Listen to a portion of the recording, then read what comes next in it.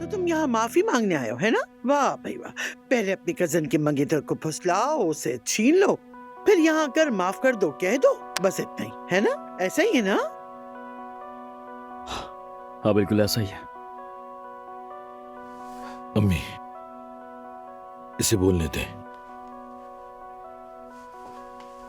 देखते हैं कि अपनी सफाई में क्या बोलता है ये। हाँ कजन, बोलो, मैं सुन रहा हूं।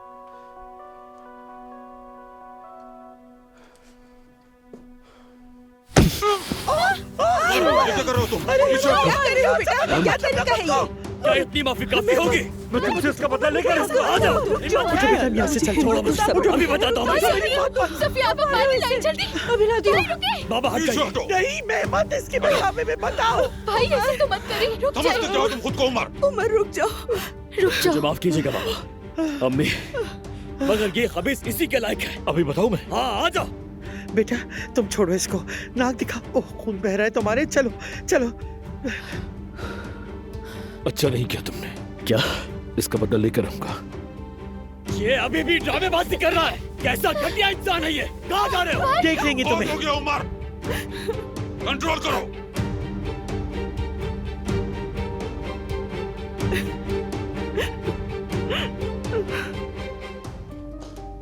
अम्मी आप खामोश मत रहें, जवाब दें। मेहमत को सब कुछ आप ही ने बताया था ना हमारे बारे में। आपकी बेटी मैं हूँ, मेरा भी सोच लिया होता।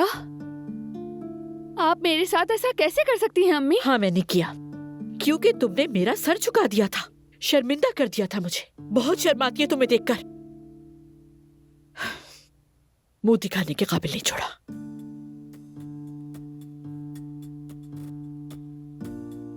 मुझे देखकर आपको शर्म आती है वाकई में? तो ऐसा है,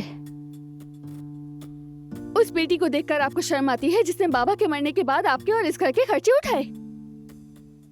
जिस बेटी ने आपके लिए लोग क्या कहेंगे वाले खौफ की वजह से खुद पर कर्ज चढ़ाया, उस बेटी को देखकर आपको शर्म आती है?